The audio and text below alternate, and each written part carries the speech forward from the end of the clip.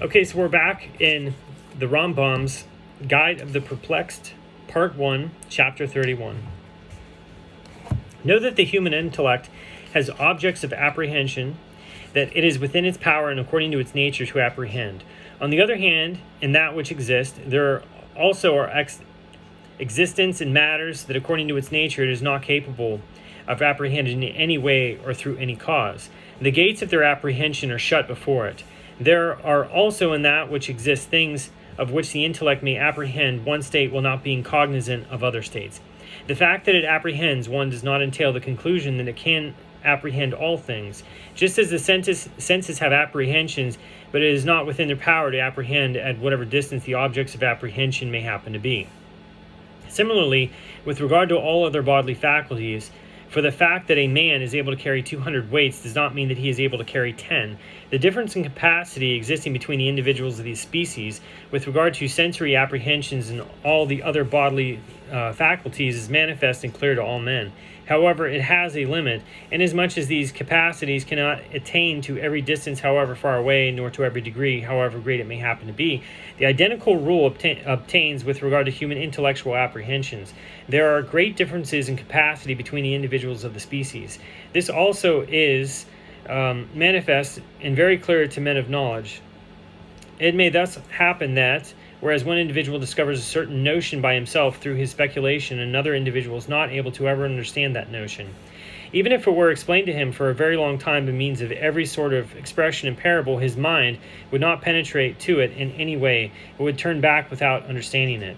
This difference in capacity is likewise not infinite, for man's intellect indubitably has a limit at which it stops. There are therefore things regarding which it has become clear to man that it is impossible to apprehend them, and he will not find that his soul longs for knowledge of them, inasmuch as he is aware of the impossibility of such knowledge, and of there being no gate through which one might enter in order to attain it. Of this nature is our ignorance of the number of the stars of heaven, and whether that number is even or odd, as well as our ignorance of the number of the species of living beings, minerals, plants, and other similar things. On the other hand, there are things for the apprehension of which man will find that he has great longing. The sway of the intellect endeavoring to seek for and to investigate their true reality exists at every time and in every group of men engaged in speculation. With regard to such things, there is a multiplicity of opinions. Disagreement arises between the men engaged in speculation, and doubts crop up. All this because the intellect is attached to an apprehension of these things. I mean to say, because of its longing for them, and also because everyone thinks that he has found a way by means of which he will know the true reality of the matter. Now it is not within the power of the human intellect to give a demonstration of these matters, for in all things whose true reality is known through demonstration, there is no tug of war and no refusal to accept a thing proven, unless indeed such refusal comes from an ignoramus who offers a resistance that is called resistance to demonstration.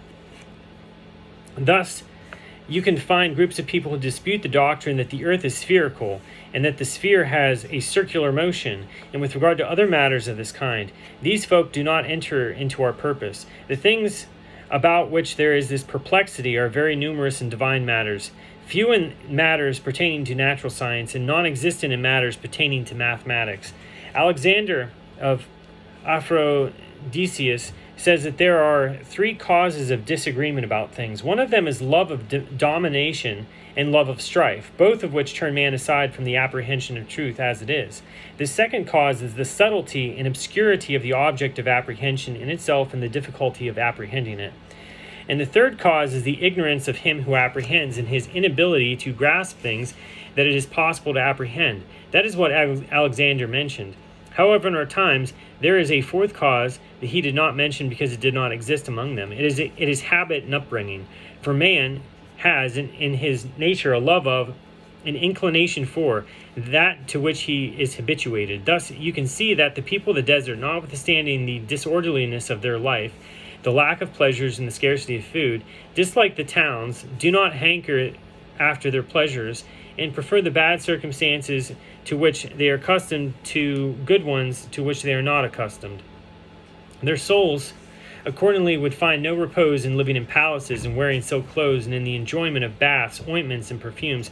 In a similar way, man has love for and wish to defend opinions to which he is habituated, in which he has been brought up, and has a feeling of repulsion for opinions other than those. So for this reason also man is blind to the apprehension of the true realities and inclines toward the things to which he is habituated. This happened to the multitude with regard to the belief in his corporeality, so God's having a physical body, and many other metaphysical subjects, as we shall make clear.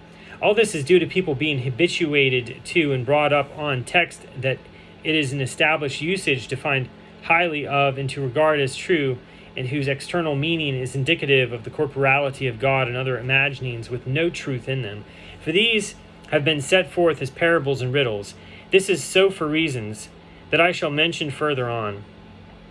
Do not think that we have said with regard to the insufficiency of the human intellect and its having a limit at which it stops is a statement made in order to conform to law. For it is something that has already been said and truly grasped by the philosophers without their having concern for a particular doctrine or opinion. And it is a true thing that cannot be doubted except by an individual ignorant of what has already been demonstrated. We have put this chapter before others only with a view to its serving as an introduction to that which shall come after it.